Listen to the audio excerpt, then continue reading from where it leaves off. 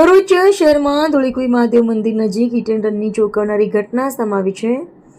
મળતી પ્રાથમિક માહિતી મુજબ એક કાર ચાલકે કથિત રીતે નશાની હાલતમાં બેફામ ગાડી હંકારી રોડ પરના વાહન ચાલકો તેમજ રાહદારીઓને અડફેટે લીધા હતા. ઘટનામાં 4 જેટલા લોકોને ગંભીર ઇજાઓ પહોંચી હોવાનું સામે આવ્યું છે. પ્રાપ્ત માહિતી અનુસાર ધોળીકુઈ મહાદેવ મંદિર નજીક એક કાર ચાલકે અચાનક બેફામ ગતિએ વાહન હંકારી રોડ પરથી પસાર થતા વાહનો અને રાહદારીઓને અડફેટે લીધા હતા. કારની ટક્કરથી કેટલાક વાહનોને પણ મોટું નુકસાન થયું હતું. અકસ્માત બાદ સમગ્ર વિસ્તારમાં અફરાતફરીનો માહોલ સર્જાયો હતો. ઘટનાની જાણ થતાં જ આસપાસના લોકો મોટી સંખ્યામાં એકત્ર થઈ ગયા હતા અને ઇજાગ્રસ્તોને તાત્કાલિક સારવાર માટે ભરૂચ સિવિલ હોસ્પિટલ ખાતે ખસેડવામાં આવ્યા હતા. ઇજાગ્રસ્તોની હાલત અંગે તબીબો દ્વારા સારવાર શરૂ કરવામાં આવી હોવાનું જાણવા મળે છે. ઇજાગ્રસ્તો અને સ્થાનિકો દ્વારા કાર ચાલક દારૂના નશામાં હોવાનું આક્ષેપ કરવામાં આવ્યો છે. જોકે કાર ચાલક ખરેખર નશાની હાલતમાં હતો કે નહીં તે અંગે પોલીસ તપાસ અને મેડિકલ તપાસ બાદ જ સત્તાવાર હકીકત સામે આવશે. પ્રાથમિક માહિતી મુજબ કાર ચાલક તરીકે બુટલેગર પ્રવીણનો પુત્ર ગદો હોવાનું ચર્ચાઈ રહ્યું છે.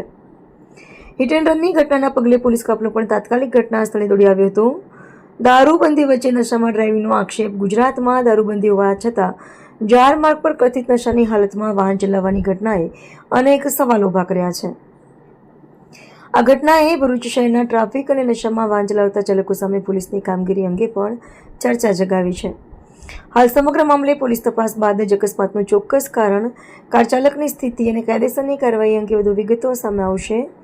પોલીસ તપાસમાં જો નશામાં ડ્રાઇવિંગ સહિતના આક્ષેપો સાચા સાબિત થાય તો જવાબદાર સામે કાયદેસરની કાર્યવાહી થઈ શકે છે. રિપોર્ટર રવિ સૈયદ, ભરૂચ. નામ વૈશ્વિક દેસાઈ છે. હું મારી કંપની બીએસએમ ફર્મેનેકથી રિટર્ન થતો હતો અને રસ્તામાં ટ્રાફિક વધુ હોવાના કારણે હું મારા ફ્રેન્ડની પાછળ બાઇક પર બેસીને આવતો હતો. રસ્તામાં પાણીનો બોટલ લેવા માટે ઊભા રહ્યા અમે અને પાણીનો બોટલ લેતાની સાથે જ સામેથી એક બલેનો ગાડી આવી જે અમને ઉડાવી અને મારા ઘૂંટણ પર બંને ઘૂંટણ પર વાગ્યું છે. તો સૌથી પહેલાં અમે ત્યાં જેવો પડ્યો હું ત્યાં 2 જણાએ મને ઉઠાવ્યો.